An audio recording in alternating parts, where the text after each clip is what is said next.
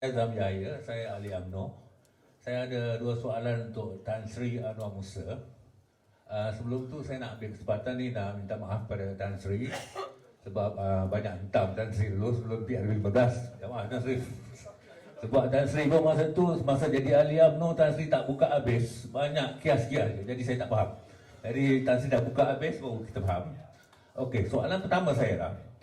Saya memang nakkan penyatuan UMNO PAS dengan PPM ni lah. Tapi semalam saya dengar jurucakap UMNO kata kalau UMNO ni kita bercakap pasal PRU 16 lah ya. Kalau UMNO ni bersatu dengan PPM dengan PAS untuk ke PRU 16, UMNO akan hanya dibagi 26 kerusi yang kita menang ni sajalah, ataupun mungkin tambah 45 kerusi lagi. Jadi tutup kedai lah UMNO. Itu soalan pertama lah. Soalan kedua saya dah lupa lah sebenarnya. Okey. Okey, terima kasih. Yalah, saya pun pernah dengar juga alasan yang sama. Ya, alasan yang sama bahawasanya kalau kerjasama dengan DAP dapatlah bertanding banyak. Sebenarnya sebelum pilihan raya umum lepas, ini telah diperbahaskan. Saya kata nak bertanding banyak ke nak menang banyak. Bila UMNO decide nak pergi solo, alasan dia kemarin kemudian nak bertanding banyak. Perumpamaan Melayu kata orang tamak selalu rugi. Waktu berundingkan kursi pusingan awal, saya tukar runding. Saya yang duduk dengan Hamzah Zainuddin dan juga Datuk Taqiyuddin. Pada waktu itu, parti-parti tiga ni semua terima hakikat UMNO memimpin. Saya ulang balik benda ni yang saya sebut pada banyak kawan-kawan. Apa yang Muhyiddin kata kat saya, Anwar, dia kata, saya tahulah parti saya ni kecil, UMNO tu besar. Saya ni timbalan Presiden UMNO dulu. Memanglah UMNO lah boleh bertanding lebih banyak kursi. Tak apalah, dia kata. Asalkan janganlah bagi kami ni ciput saja. Saya ingat kata ciput dia guna. Janganlah bagi kami ni ciput saja. Dan waktu kita berunding itu, UMNO mensasarkan antara 70 ke 86 kerusi. PAS cukup mudah untuk berunding dengan PAS.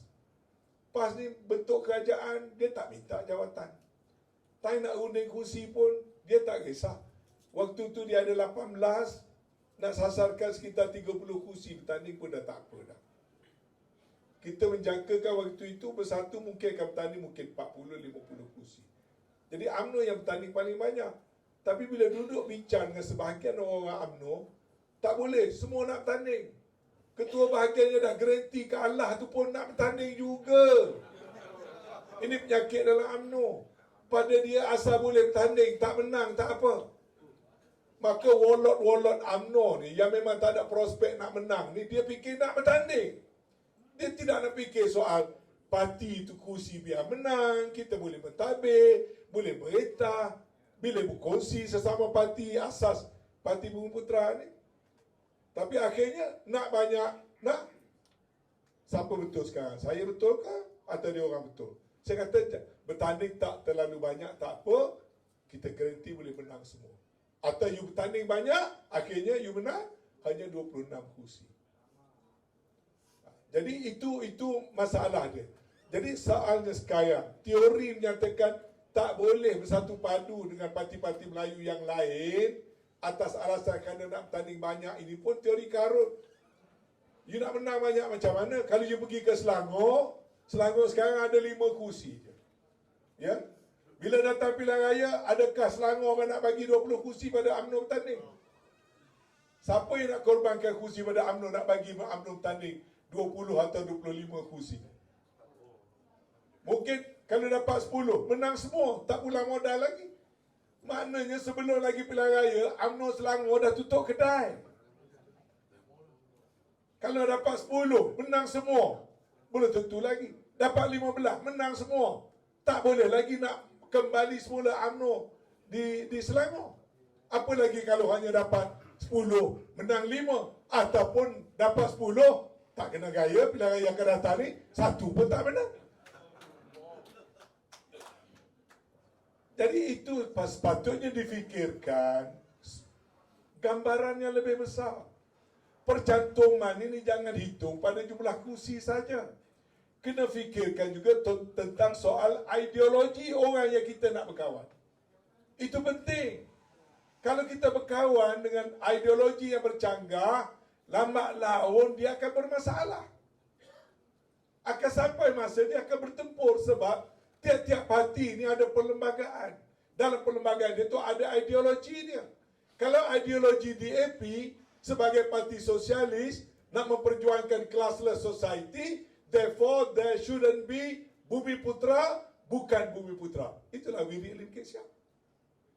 Kerana dia parti sosialis, maka dia tidak ada, dia nak persamaan, kesamarataan.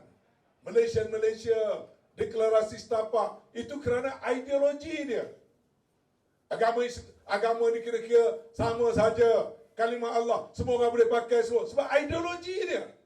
Sampai masa akan bertembung juga. Jadi jangan hanya tengok pada soal jumlah kerusi nak bertanding. Kena tengok soal strategic partnership dengan orang yang mempunyai ideologi yang sama agar menang bersama. Tak perlu tamak. Tak ruginya kalau UMNO memberikan sebahagian kursi kepada PAS.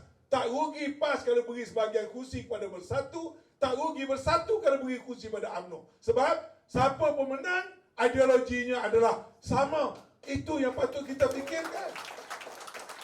Kalau kita terus pakai budaya tamak, kerana kita fikir mungkin kita rasa UMNO kita besar, saya rasa kita dah lupa. UMNO bukan lagi parti tak besar. UMNO hari ini parti minoriti.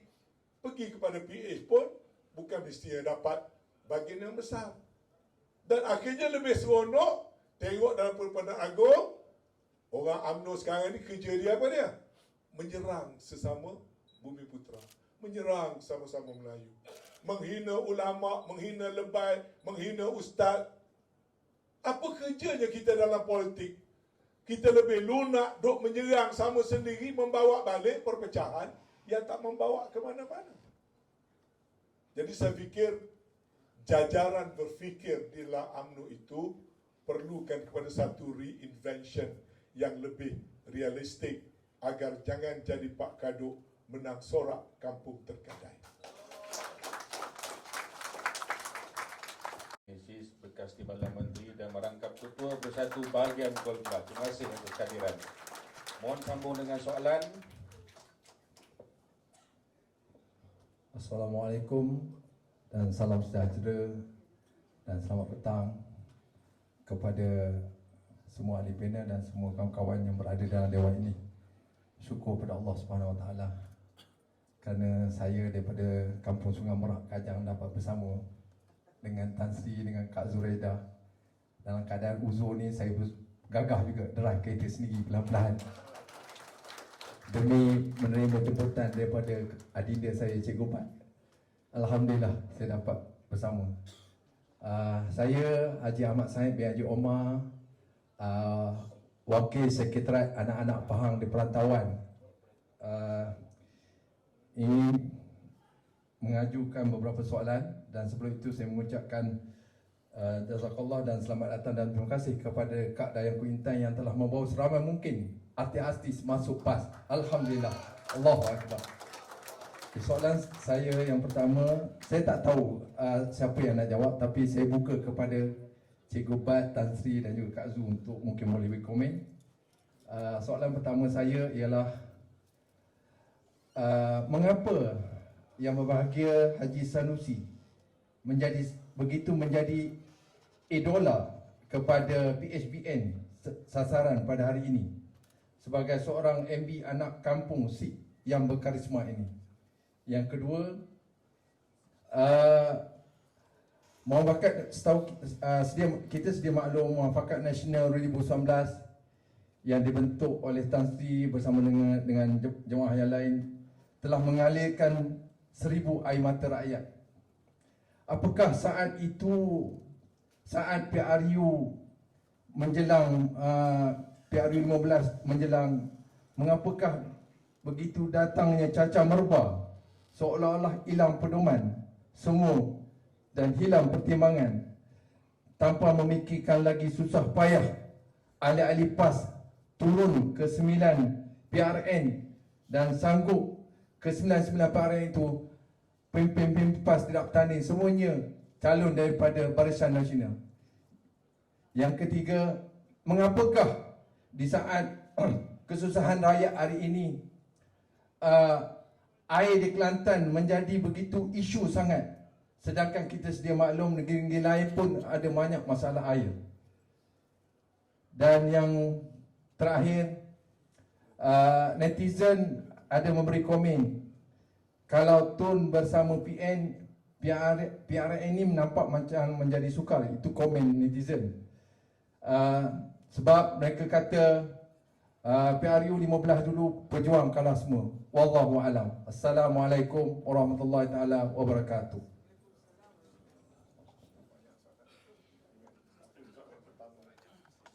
Yang amat berhormat Datuk Sri Sanusi sekarang ini menjadi sasaran. Saya pun tak dapat nak bagi jawapan, tapi saya fikir Allah SWT sedang menolong Datuk Sri Sanusi.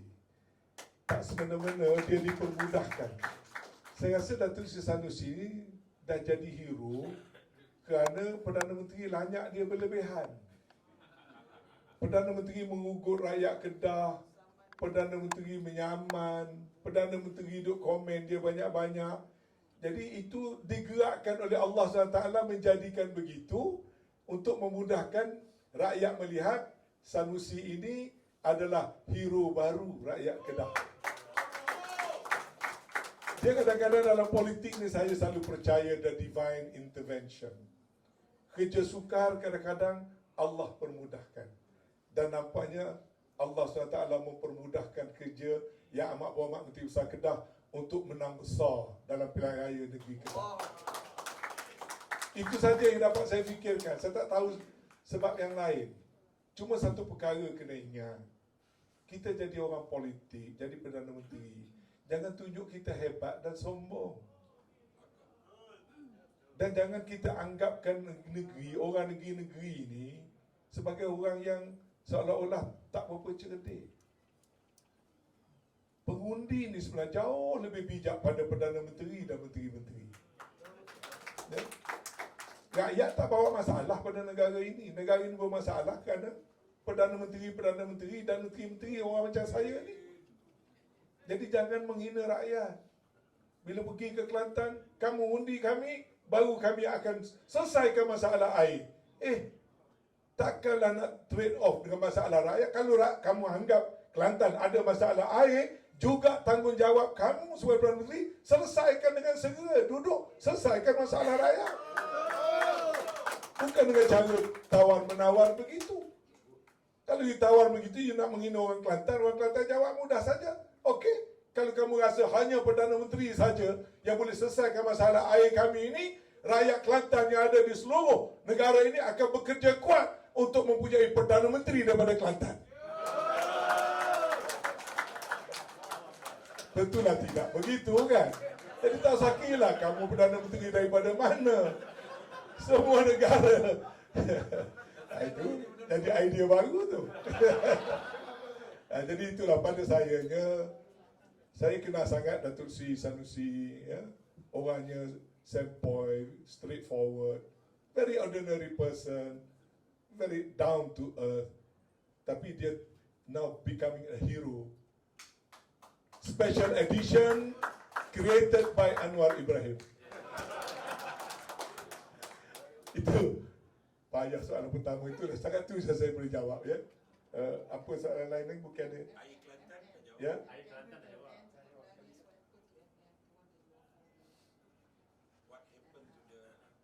What happened to MN? Oh ya, saya yang tentang apa jadi MN lepas kita dah umur dengan aliran air mata dan sebagainya. Saya terangkan tadi lebih kurangnya. Sebenarnya masalahnya adalah kalau kita mendahulukan kepentingan individu daripada kepentingan jemaah, begitulah jadinya. Perkara yang baik macam mana pun tak boleh buat kalau kita mendahulukan kepentingan individu. Yang keduanya, dalam politik, terutama politik orang Melayu, kena jujur. Jangan berbohong. Kena ikhlas.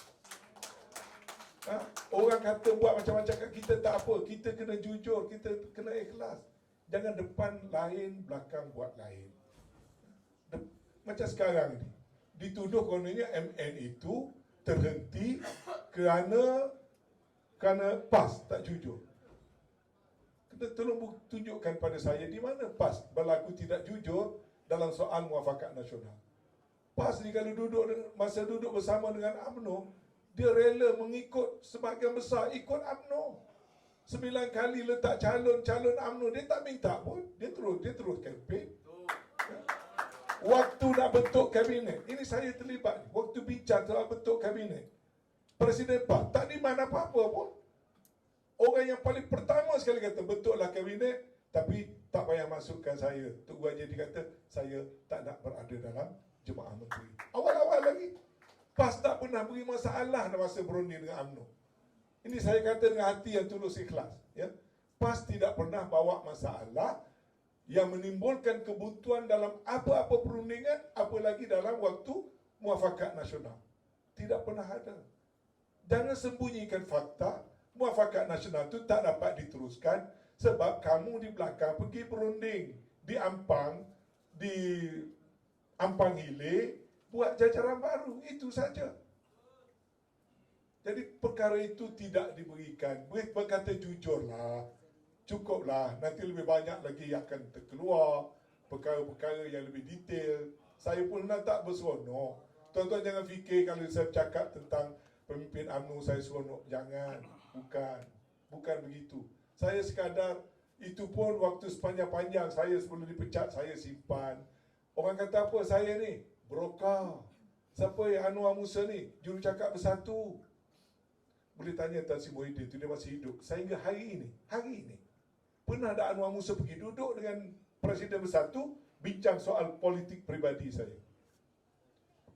Tok Guru Haji Hadi tu masih hidup sampai sekarang. Malam ni dia ada kat Seremban. Lepas ceramah kalau tanya dia, pernah ke tidak Anwar Musa ni pergi duduk dengan Tok Guru Haji Hadi, bincang soal hala tuju politik saya?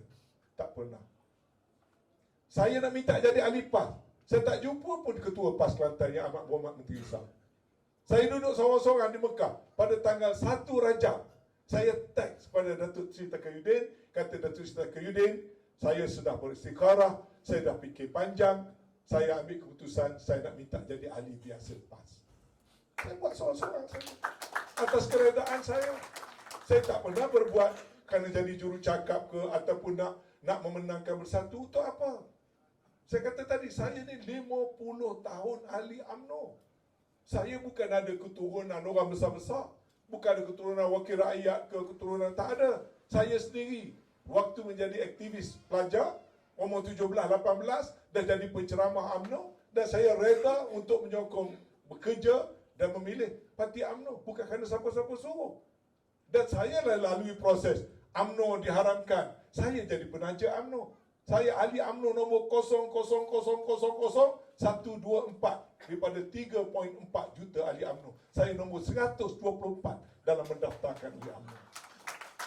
Bukan kecil. Waktu UMNO diharamkan, pejabat saya kena bakar. Kereta saya dihancur sebiji kerana sentimen orang Kelantan. Kerana saya tak menyokong Tengku Razali. Kalah pada Mak Sabu 8,000 undi. Saya tak tinggalkan UMNO. Saya bersedia. Tetapi bila perkara-perkara yang saya terpaksa berkata benar, saya terpaksa berkata benar. Itu saja. Jadi jangan banyak sangat membohongi rakyat. Penting bercakap dengan hati yang tulus ikhlas. Mengaku sajalah. Saya jadi senang.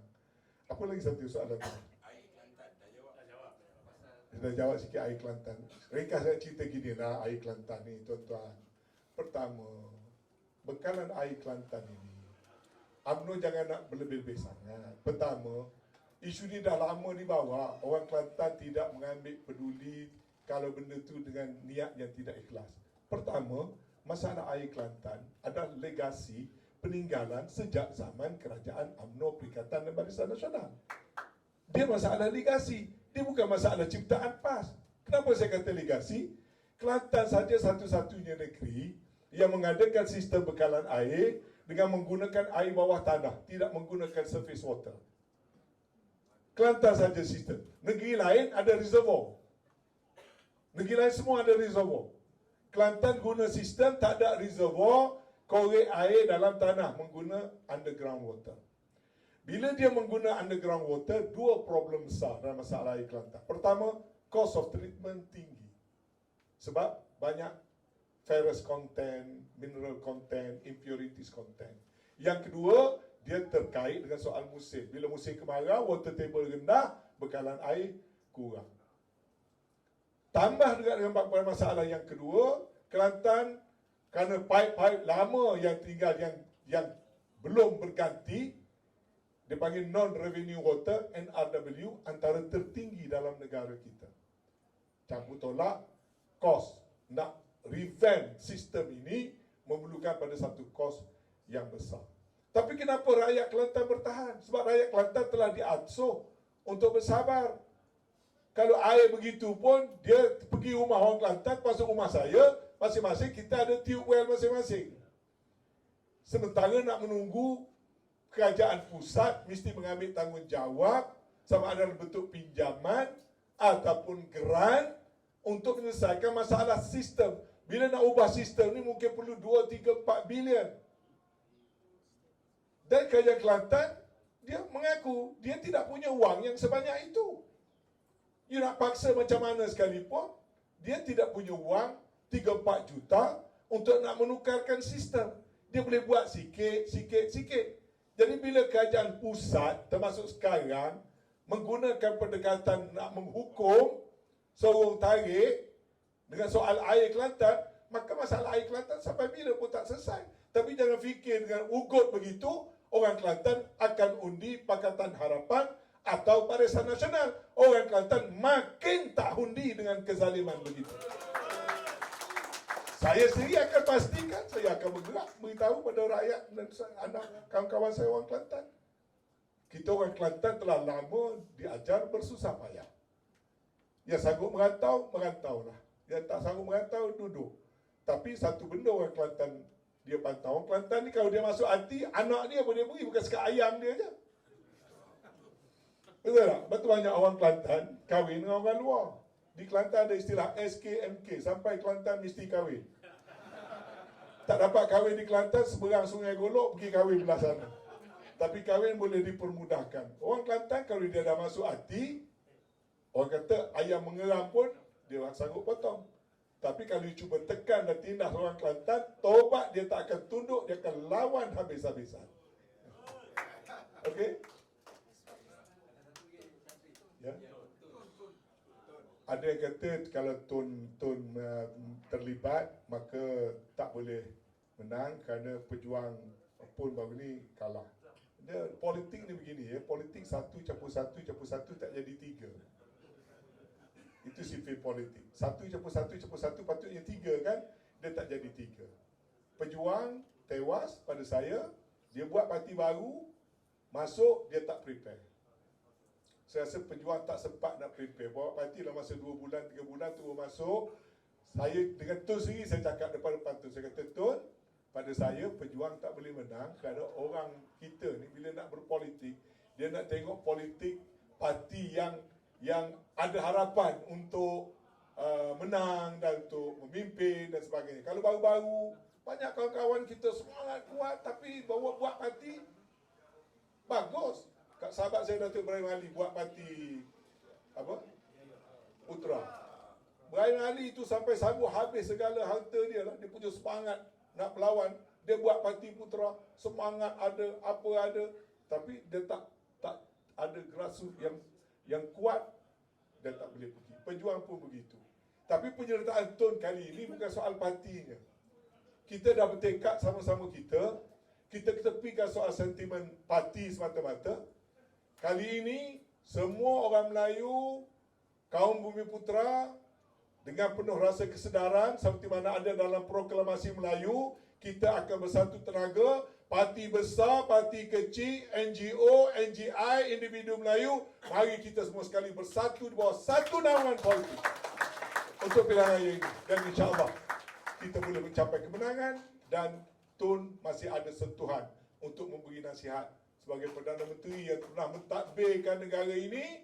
Orang Melayu, orang Cina, orang India tak dapat menafikan. Saya duduk bawah Perdana Menteri Mahathir sebagai menteri 10 tahun. Saya berkhidmat bawah Najib. Saya jadi ketua penerangan dan sebagainya dan ahli majlis tertinggi. Saya berkhidmat di bawah Pak Lah. Saya berkhidmat di bawah Mohyuddin Perdana Menteri. Saya berkhidmat di bawah Ismail Sabri.